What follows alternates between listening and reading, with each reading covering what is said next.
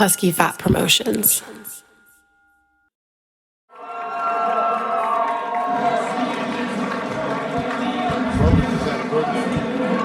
Well, happy birthday to Devin Mclaughlin from Madill, Oklahoma, going against another Texas guy. It seems corny, right? But we've already talked about it. How important the walkout is. My name, my music, how I do things, everything about a fighter that people do not realize, the little things that are so strategic, Emmanuel. Absolutely, everything matters from your corners taking care of you in the back to the walkout song, getting it right. You don't want anything to mess up your flow or your focus, and I think that's why they reset it and called his name again. We want to do it right for these guys. And his opponent, fighting out of the blue corner tonight, Mr. Trent Soto. Here we go. Trent Soto making his debut.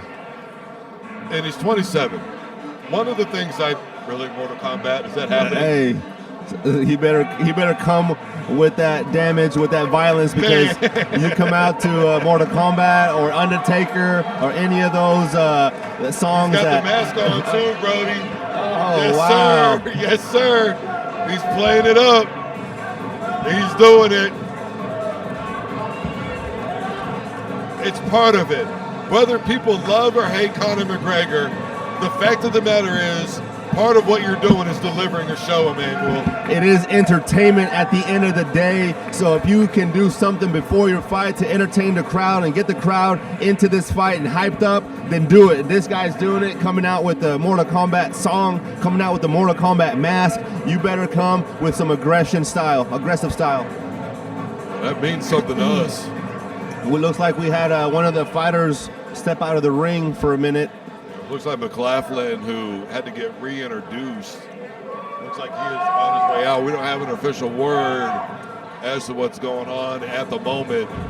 There might be some kind of issues with maybe some tape, that's put wrong, or maybe a cup issue. But they took him to the back to fix that. Now he's back in the ring. So we got to fight, ladies and gentlemen. All right, here we go. Let's turn it over to Matt Ems, our in-ring announcer.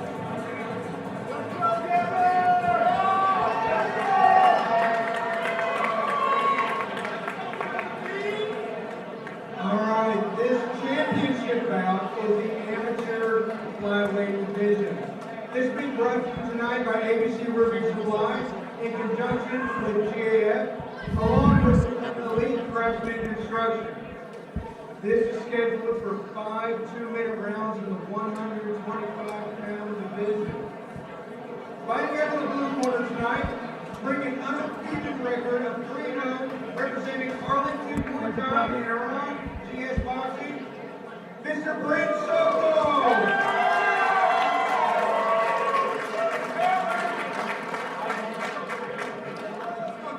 And his opponent, fighting out of the GAF grouping and ABC Construction, red corner tonight, bringing a kickboxing record of 2-0 to the ring from Madill, Oklahoma, representing Philippines kickboxing.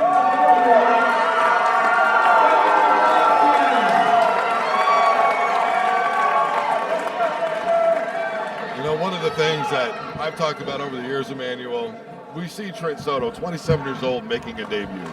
We just saw a 35-year-old fighter. One of the things that I've been talking about for the last several years, there's been a shift. Kids of my age wanted to be football players. Guys younger than that, they want to be MMA guys. Is it too much of a fad now? This is a dangerous sport, Emmanuel.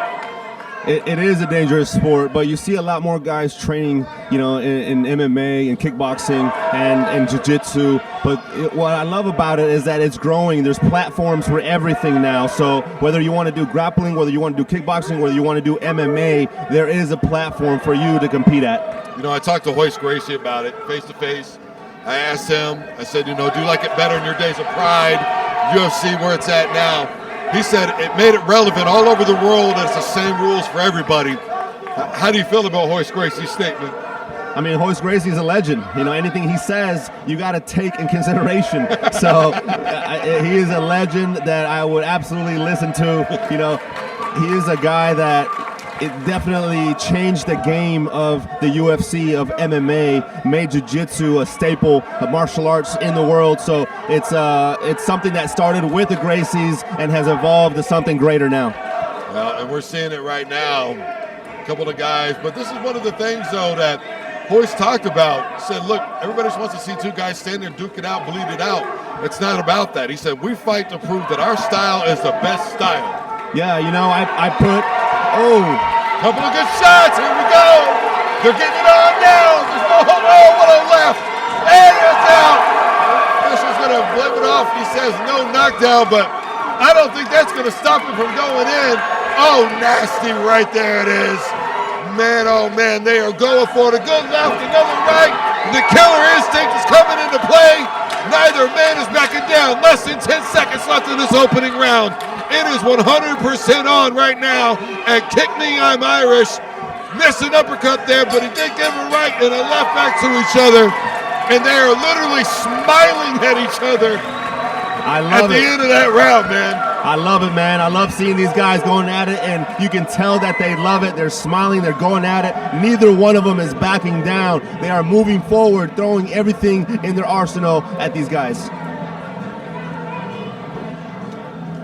Mclaughlin looking a little tired, but that is what happens when you have so much action. I will say Soto is looking a little more composed right now in the corner. So he has to calm down and pick his shots. I think his corner is telling him that now.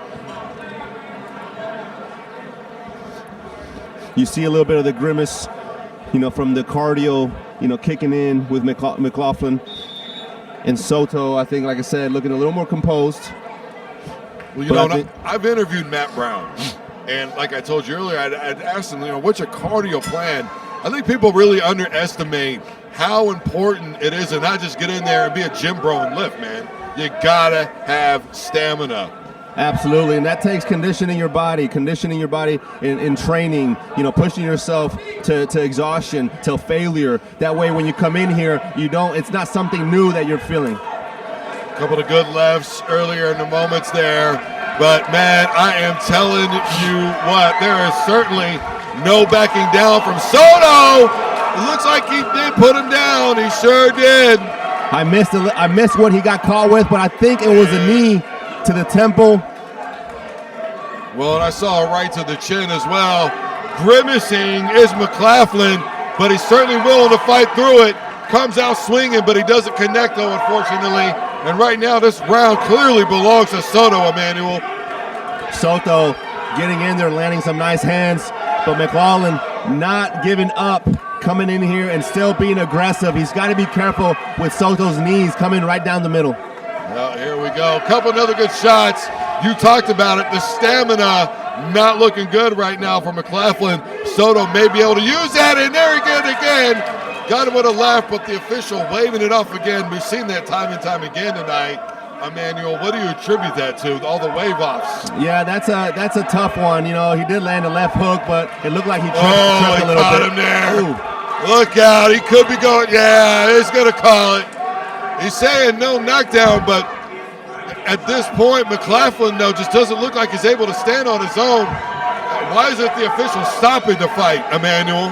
Man, you know, Soto's corner telling him to be more aggressive and telling and there it is.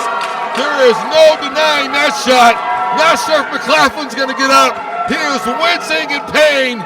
It may be over for Mclaughlin. He's giving it everything he's got. He gave it a shot to stand up, but a clean shot from Soto sent Mclaughlin into the other round, and it is over. You know, we talked about Mclaughlin, you know, grimacing a little bit in the corner after the first round, and I could tell Soto was a little more conditioned, I believe, in that corner. Maybe it was the aggressiveness of Mclaughlin in the first round that kind of shot his stamina, but man, Soto, like I said, catching him with that knee to the body, I believe, and now we got Scott Jones coming in with that championship belt. You know, and some people may look at it and go, it's not a big deal to be an amateur champion, but it's a rite of passage, though, Emmanuel. Absolutely. You know, whether you're an amateur champion or you're a professional champion, you earned it. You have to go through the training. You have to go through an opponent to get that. So, you know, don't let anybody tell you differently when you have a belt. Doesn't matter. The promotion doesn't matter. You know, the how many fights you've had. What matters is that you put the work in, you got in there, and you finished that. Let's turn it over to Matt Ems for the official decision.